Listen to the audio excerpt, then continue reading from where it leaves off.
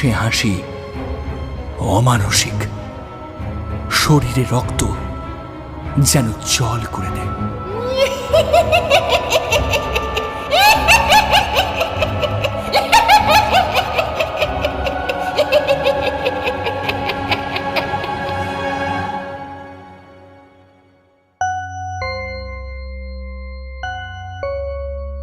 নমস্কার, আমরা রহস্য ত্রিবেণী। রহস্যের আলো আধারিতে আপনাদের সকলকে আমরা স্বাগত জানাই। আজ হেমেন্দ্র কুমার রায়ের জন্মদিন উপলক্ষে রহস্য ত্রিবেণীর বিশেষ নিবেদন হেমেন্দ্র কুমার রায়ের ভূতের রাজা। হেমেন্দ্র কুমার রায় জন্মেছিলেন 1888 সালে। কিশোরদের জন্য লিখে গেছেন অনেক রহস্য, অ্যাডভেঞ্চার, অলৌকিক এবং ভৌতিক গল্প, যার সৃষ্টির মধ্যে উল্লেখযোগ্য জয়ন্ত মানিক, বিমল কুমার, ইন্সপেক্টর সুন্দরবাবু। তার লেখা বিখ্যাত বইয়ের মধ্যে যখের ধন, জয়ন্তের কীর্তি, আবার যখের ধন ইত্যাদি। তার মৃত্যু হয় 1963 সালে। শুনতে থাকুন হেমেন্দ্র কুমার রায়ের ভূতের রাজা।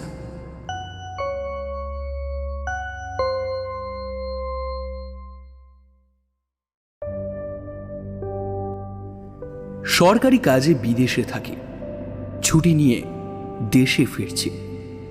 সাঁওতাল পরগনার যে জায়গায় আমার কর্মস্থল ছিল, সেখান থেকে রেল স্টেশনে যেতে হলে প্রায় 30 মাইলেরও উপর পথ পার হতে হবে। এমনি সেমনি পথ নয়, পাহাড়ে পথ।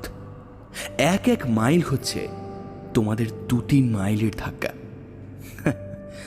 তার উপরে রাতের বেলায় পথে বাঘ ভাল্লুকের সঙ্গেও আলাপ হওয়ার সম্ভাবনা নেহাত কম নয়। সকালবেলা বেরোলেও মাঝপথে সন্ধ্যা হবেই, তখন একটা আশ্রয়ের দরকার। মাঝপথের কাছাকাছি স্থানীয় রাজার একটা শিকার কুঠি ছিল। রাজা আর তার বন্ধুরা শিকারে বেরোলে এই কুঠি হতো তাদের প্রধান আস্তানা। রাজার ম্যানেজারের সঙ্গে আলাপ ছিল। তাকে গিয়ে অনুরোধ জানালুম শিকার কুঠিতে এক রাতের জন্যে আমাকে মাথা গুঁজবার ঠাঁই দিতে হবে। ম্যানেজার বললেন, এখন শিকারের সময় নয়, কুঠি খালি পড়ে আছে। আপনি এক রাত কেন, 1 মাস থাকতে পারেন। এখানকার পুলিশ সুপারিনটেন্ডেন্ট টেলর সাহেবও আজ রাতটা এখানেই বিশ্রাম করবেন। কুঠিটাতে আরও ঘর আছে যদিও, আপনার থাকার অসুবিধে হবে না। কিন্তু কিন্তু কিন্তু কি? কিন্তু আপনি সেখানে রাত কাটাতে পারবেন কি? কেন পারবো না? কেন? লোকের মুখে শুনি কুঠিটাতে নাকি অপদেবতার ভয় আছে। অপদেবতা? হ্যাঁ, অপদেবতা ছাড়া আর কি বলবো বলুন। কুঠির পাশেই শালবনের ভেতর সাঁওতালদের এক ভুতুড়ে দেবতা আছে। সেই দেবতা নাকি ভূতের রাজা। তার ভয় সাঁওতালরা পর্যন্ত সন্ধ্যের পরও পাড়া মারায় না। তারা বলে তাদের দেবতা নাকি রাতের বেলায় কুঠি ভেতরে ঘুমোতে আসে। আমি তো হো হো করে হেসে উঠে বললুম, তা বেশ তো, মানুষ হয়ে দেবতার সঙ্গে রাত্রিবাস করব, এটা তো মস্ত পুণ্যের কথা। আমি রাজি, আমি রাজি। ম্যানেজার বললেন, আমি অবশ্য সব ছেলে মানুষই কথায় ততটা বিশ্বাস করি না, তবু বলা তো যায় না। যথা সময়ে ডুলিতে চড়ে রওনা হয়ে সন্ধ্যার কিছু আগেই শিকার কুঠিতে পৌঁছলুম। ডুলি বেয়ারা বলে গেল, মাইল 3 তফাতে একটা গাঁয়ে গিয়ে তারা আজকে রাতটা কাটাবে, কাল সকালে আবার ডুলি নিয়ে আসবে। কুঠির বারান্দায় একখানা বেতের চেয়ারে বসে টেলার সাহেব তামাকের পাইপ টানছিলেন। সাহেবের সঙ্গে আমারও বেশ পরিচয় ছিল। আমাকে দেখে সাহেব বললেন, এই যে গুপ্ত যে, তুমি কোথায় যাচ্ছ? ছুটি নিয়ে দেশে ফিরছি। আর তুমি? ও, আমি তো হোমে ফিরছি। তুমি কি আজ এখানেই থাকবে? হ্যাঁ সাহেব। ও, বেশ বেশ বেশ, দুজনে একসঙ্গে বেশ রাত কাটানো যাবে। এই ভালো হলো। হোয়াটসে? দুজন কেন সাহেব, আমরা তো তিনজন। কি বলো? তিনজন আবার কে? তুমি কি আমার অর্ডারের কথা বলছো? হাউ, তাকে আমি মানুষের মধ্যেই গণ্য করি না। আরে না না সাহেব, তোমার আর্দালির কথা বলছি না। তবে কি কুঠির দারোয়ানের কথা ভাবছ? না না না না না না না, সে তো রাত্রে এখানে থাকে না। দেন? আরে না না, আমি দারোয়ানের কথাও বলছি না। তুমি কি শোনোনি সাহেব, সাঁওতালদের এক দেবতা রাত্রে আমাদের সঙ্গী হতে পারেন? আহা, শুনেছি বটে, তবে সে রূপকথার এক বর্ণও আমি বিশ্বাস করি না। তুমি করো নাকি? আরে করলে কি এখানে একলা রাত কাটাতে আসি? টেলার পাইপে 3-4টে টান মেরে বলল, দেখো গুপ্ত, সাঁওতালদের ওই দেবতাটিকে আমি দেখেছি। এমন বিভৎস দেবতা পৃথিবীতে আর দুটি নেই। তাকে দেখে আমার ভারী ভারী পছন্দ হয়েছে। পছন্দ হয়েছে? বাবা,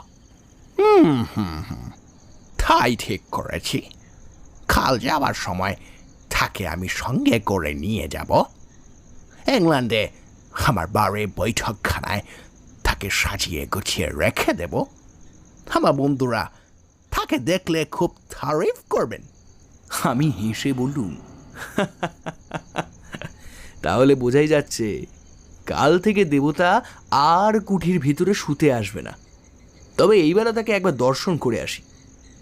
তবে তার আড্ডা কোথায়? টেলার আঙুল দিয়ে ওদিকে দেখিয়ে বললে, ওই যে ওইখানে, মিনিট খানেকের পথ। পায়ে পায়ে এগিয়ে গেল। কুঠির পাশেই অনেকগুলো শাল গাছ দল বেঁধে দাঁড়িয়ে আছে। তাদেরই ছায়ায় একটা পাথরের ঢিবির উপরে মানুষের মতো উঁচু একটা মূর্তিকে দেখতে পেল। মূর্তিটা রং করা কাঠের। তার দেহ মাপে মানুষের মতন বটে, কিন্তু তার মুখ দানবের মতন প্রকাণ্ড। আর সে মুখের ভাব ভীষণ ভয়ঙ্কর।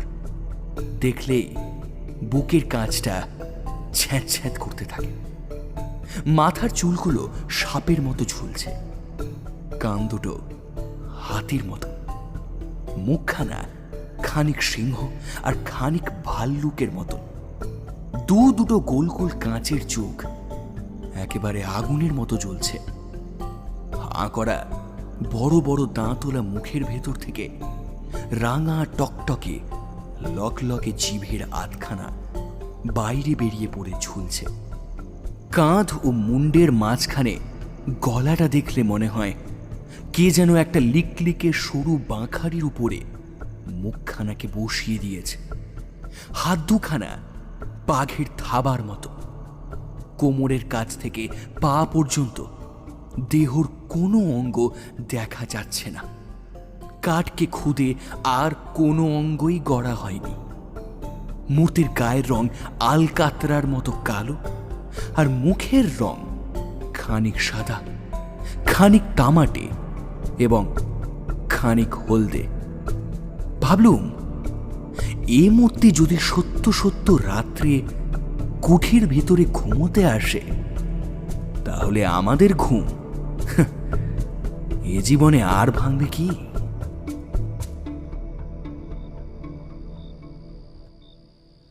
ধীরে ধীরে কুঠির দিকে ফিরে এলো। টেলার পশ্চিমের আকাশের দিকে তাকিয়ে কি যেন দেখছিল। আমাকে দেখে সে বললে, গুপ্ত, খুব ঝড়ে ঝড় বৃষ্টি আসছে, ওই দেখো। সত্য কথা, পশ্চিমের আকাশখানা আচম্বিতে ঠিক যেন কালো কোষ্ঠী পাথরের মতো হয়ে গেছে। ঝড় উঠতে আর দেরি নেই। ঝড় এসে সমস্ত অরণ্যকে জাগিয়ে দিয়ে গেছে। এখন বৃষ্টি পড়ছে মুষলধারে। অনেক রাত, টেলারের নিমন্ত্রণ নিয়ে তার সঙ্গে গল্প করতে করতে অনেকক্ষণ আগে ডিনার খেয়েছি। এখন টেলার তার ঘরে হয়তো দিব্যি আরামে নিদ্রা দিচ্ছে, কিন্তু আমার চোখে ঘুম নেই। ভূত টুত কিছুই মানি না, তবু কেন জানি না মনটা কেমন খুঁতখুত করছে। রাজার সেই ম্যানেজারের কথাগুলো আর সাঁওতালি দেবতার সেই ভয়ানক মুখখানা মনের ভেতর দিয়ে ক্রমাগত আনাগোনা করছে। যত তাদের ভুলবার চেষ্টা করি, আজে বাজে নানান কথা ভেবে, তত যেন তারা মনের উপরে আরো গাঢ় হয়ে চেপে বসে, নরম মাটির উপরে ভারী পায়ের দাগের মতো। বাইরে ঝমঝম করে বৃষ্টি পড়ছে, মাঝে মাঝে ঝোড়ো হাওয়া, দমকা হাওয়া এসে সরিয়ে দিচ্ছে গাছপালা, যেন কোনো আহত আত্মার কান্না। চারিদিক থেকে বনের গাছপালাগুলো মরমর করে যেন কোনো শত্রুকে অভিশাপ দিচ্ছে। তারই ভিতর থেকে একবার শুনলুম হায়নার অট্টহাসি, একবার শুনলুম শৃগাল দলের মরা কান্না,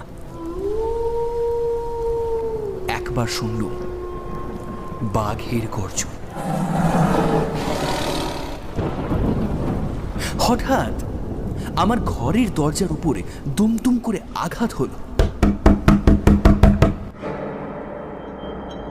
ধর্মর করে আমি বিছানার উপর উঠে বসলাম। সে কি আসছে? সেই কি আসছে? দরজার উপরে আর কোনো আঘাত হলো না। ঝোড়ো হাওয়ার ঝাপটায় দরজা নড়ে উঠেছে নিশ্চয়ই। নিজের কাপুরুষতার জন্য মনে মনে নিজেই লজ্জিত হয়ে আবার শুয়ে পড়বার চেষ্টা করছি। এমন সময় বাইরে থেকে ক্ষণক্ষণে ঝাঁঝালো গলায় কারো গান শুনলুম।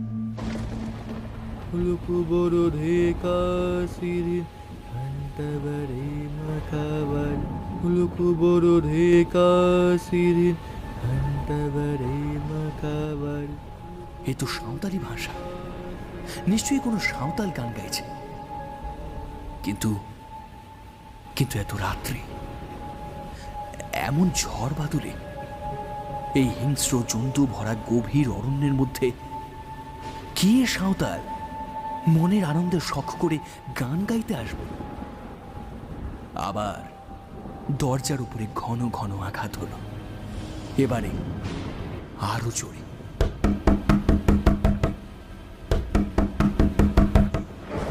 আমার সমস্ত শরীর রোমাঞ্চিত হয়ে উঠল। এ তো ঝড়ের ধাক্কা নয়, এ যে সত্য সত্যই কে দরজা ঠেলছে, আর ঠেলেই চলেছে। তবে কি সে এসেছে? তবে কি সে এখানে ঘুমোতে এসেছে?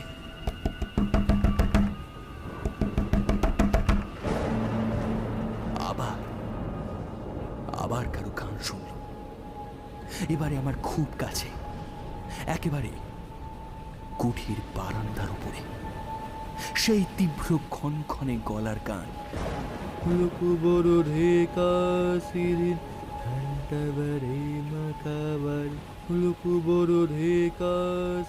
হঠাৎ উল্টো বিপদ। কুঠির ভিতর দিককার দরজায় ঘন ঘন আঘাত। ভিতরে বাইরে বিপদ দেখে প্রায় যখন হাল ছেড়ে দিতে বসেছি, এমনই সময় শুনল, For God's sake, দরজা খোলো, শিগগির। এ তো টেলারের গলা। বাঁচল। তাড়াতাড়ি উঠে দরজা খুলে দিল। টেলার হুড়মুড় করে ঘরের ভেতর ঢুকে পড়ল। তার চোখ মুখ একেবারে পাগলের মতো, তার হাতেও বন্দুক। আমি তাকে দু হাতে চেপে ধরে বললুম, মিস্টার টেলার, কি হয়েছে? এত রাত্রে কি দরকার তোমার? টেলার দেয়ালে ঠেসান দিয়ে দাঁড়িয়ে দাঁড়িয়ে বললে, গুপ্ত, আমার ঘরের দরজায় ক্রমাগতকে লাথি মারছে আর গান গাইছে। তুমি কি আমার ঘরের দরজায় কাছে গিয়ে আমাকে ডাকছিলে? আমি বললুম, আরে না না, আমি আমার বিছানা ছেড়ে এক পাও নড়িনি, কিন্তু আমারও ঘরের দরজা কে যে নাড়ছে আর আর গান গাইছে। ওই শোনো,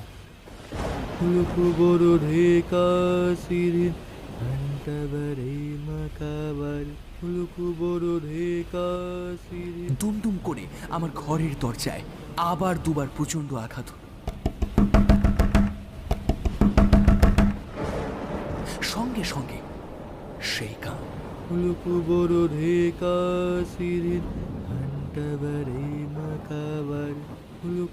আচমকা আবার একটা ঝড়ের ঝাপটা এসে দরজা জানলার উপর আছড়ে পড়ল এবং সঙ্গে সঙ্গে একটা খড়খড়ি দুমদাম করে খুলে গেল। সঙ্গে সঙ্গে বিদ্যুতের আলোয় স্পষ্ট দেখল বারান্দার উপরে কার একটা জীবন্ত ছায়া মূর্তি দাঁড়িয়ে রয়েছে। কি কেউ ও কি সেই যে প্রতি রাত্রে এখানে ঘুমোতে আসে? আমার মাথার চুলগুলো যেন খাড়া হয়ে উঠল। এমন সময় টেলারের বন্দুক দুম করে গর্জে উঠল। সঙ্গে সঙ্গে ছায়ামূর্তিটা সাত করে বারান্দার একপাশে আমাদের চোখের আড়ালে সরে গেল। টেলার সঙ্গে সঙ্গে চেঁচিয়ে উঠল, গুপ্ত, গুপ্ত, জানলা বন্ধ করে দাও, জানলা বন্ধ করে দাও। পা চলতে চাইছিল না, কিন্তু পাছে টেলার মনে করে বাঙালি কাপুরুষ। সেই ভয়ে নিজের সমস্ত দুর্বলতাকে দমন করে আমি জানলার পাল্লা দুটো আবার বন্ধ করে দিল। টেলার টলতে টলতে আমার বিছানার উপর বসে পড়ে বললে, গুপ্ত, কিছু মনে করো না, আমি আজ তোমার সঙ্গে এই বিছানাটায় রাত কাটাবো। বাইরে আবার কে গান গাইবে।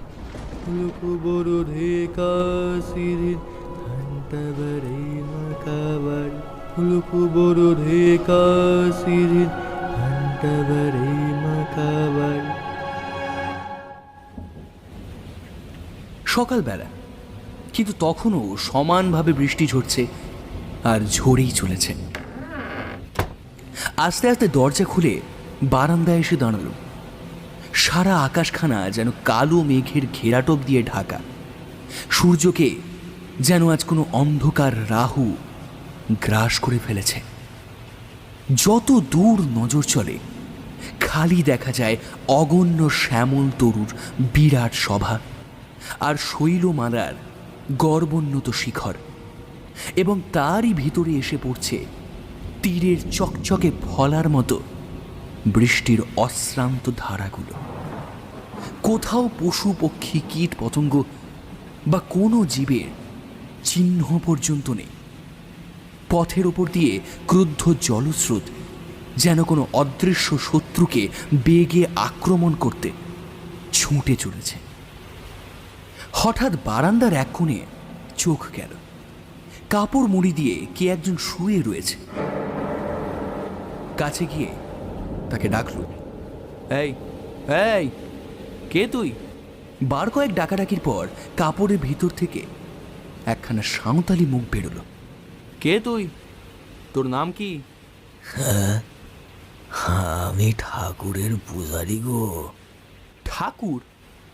কে ঠাকুর? যিনি এই শালবনে থাকেন। বটে, এখানে কি করছিস? ঠাকুর রোজ রাতে এখানে ঘুমোতে আসেন গো, তাই আমিও তার সঙ্গে সঙ্গে আসি। কাল রাত্রে তাহলে তুই দরজা ঠেলছিলি, তাই না? আমিও ঠেলছিলুম, ঠাকুরও ঠেলছিলেন গো। আর গান গাইছিল কে? গান আমি।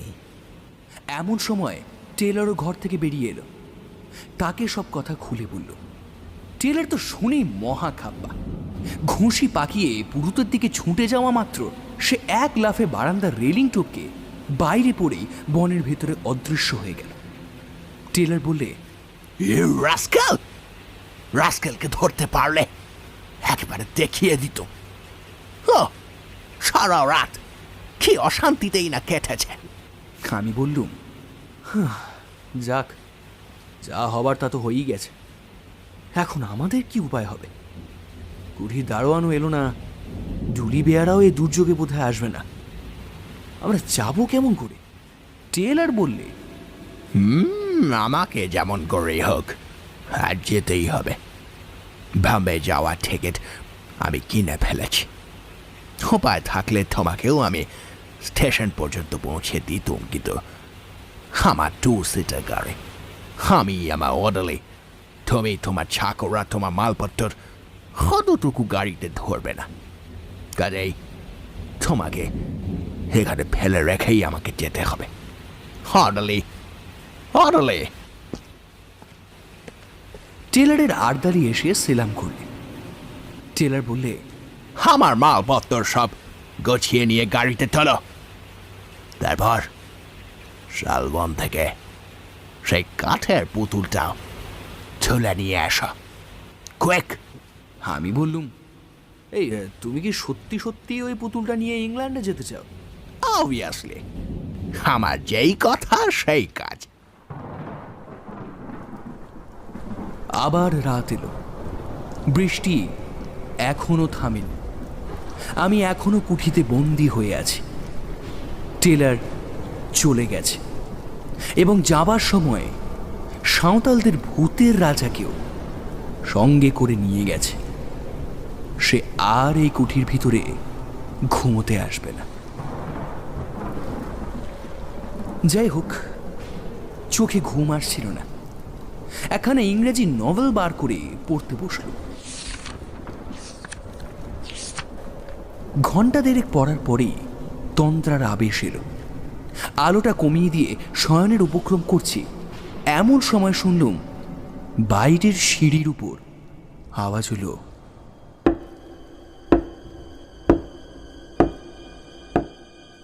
ঠিক যেন কাঠের আওয়াজ। ঠক ঠক করতে করতে আওয়াজটা আমাদের ঘরের কাছে বরাবর। তারপর দরজার উপরে শুনলুম ধাক্কার পর ধাক্কা।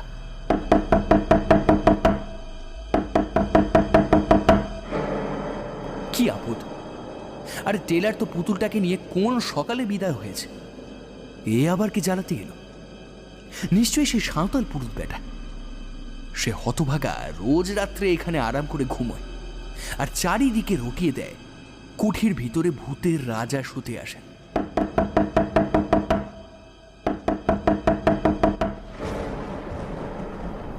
ধাক্কার জোর ক্রমেই বেড়ে চলল। একবার ভাবলুম দরজা খুলে পুরুতটাকে লাথি মেরে তাড়িয়ে দিই। তারপর মনে হলো সে কাজ ঠিক হবে না। এই দুর্যোগে বিজন জঙ্গলের ভিতরে রাত্রে আমি একলা এখানে বসে আছি। যদি কোনো দুষ্ট লোক কুমতলবে এসে থাকে। বন্দুকটা নিয়ে দরজার কাছে গিয়ে দাঁড়ালো। দরজার এক জায়গায় একটা ছ্যাঁতা ছিল। বন্দুকের নলটা সেইখানে রেখে চেঁচিয়ে বললুম, কে আছো? চলে যাও, নইলে নইলে আমি এখনই বন্দুক ছুড়ব। কোনো জবাব নেই। দরজার উপরে ধাক্কাও থামল না।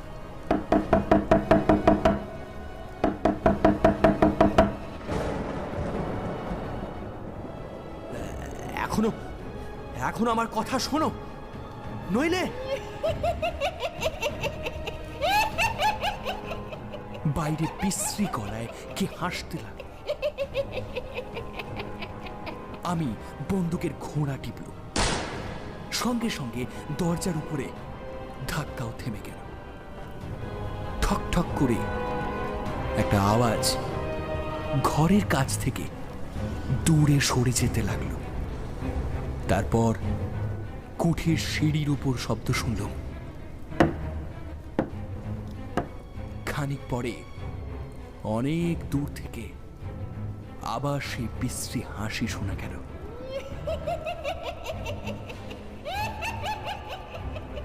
সে হাসি অমানসিক, শরীরে রক্ত যেন জল করে দেয়।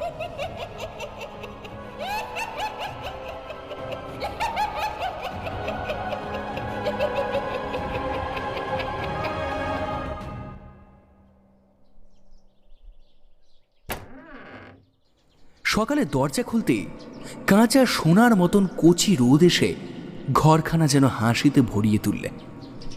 রোদ দেখে মনটা বেশ খুশি খুশি হলো।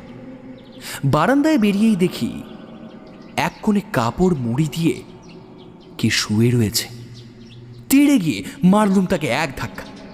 ধর্মর করে সে উঠে বসল। সেই সাঁওতাল পুরুতটা। ক্রুদ্ধস্বরে বললুম, এই এই, কাল আবার এখানে কি করতে এসেছিলি? ভারী চালাকি পেয়েছিস না? লোকটার মুখের ভাব একটুও বদলানো না। শান্ত স্বরে বললে, আমার ঠাকুর কাল এখানে ঘুমোতে এসেছিলেন, আমিও তাই এসেছিলাম গো। ঠাকুর? তো ঠাকুর কোথায়? সাহেব তো তাকে কালকেই নিয়ে গেছে।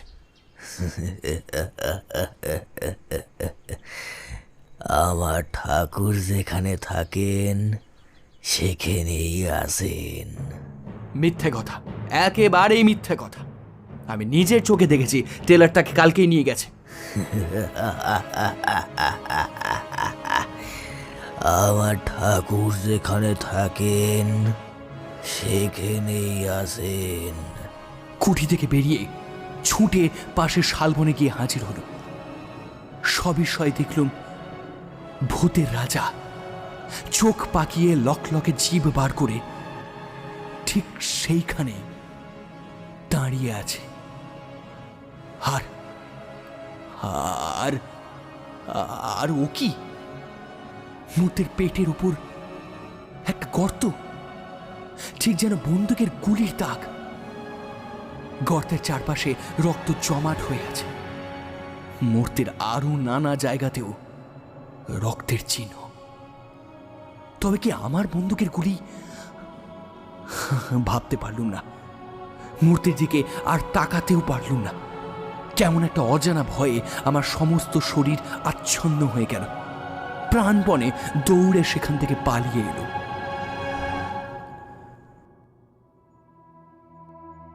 কলকাতায় ফিরে এসে খবরের কাগজে এই বিবরণ পড়লুম।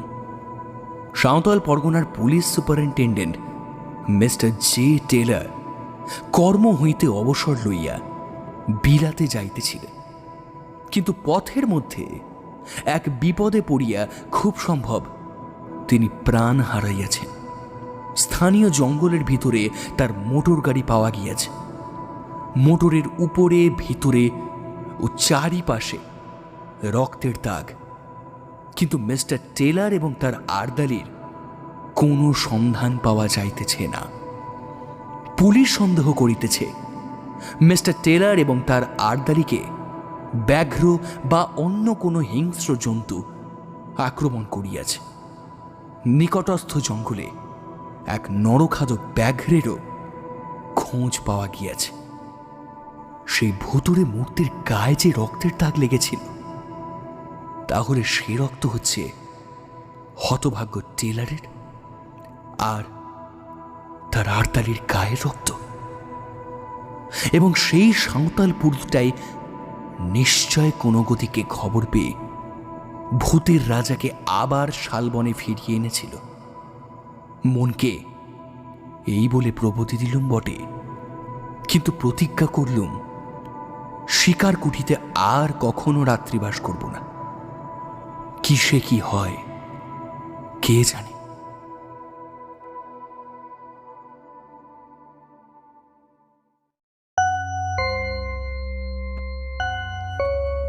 কেমন লাগলো আজকের গল্প জানাতে ভুলবেন না কমেন্ট বক্সে।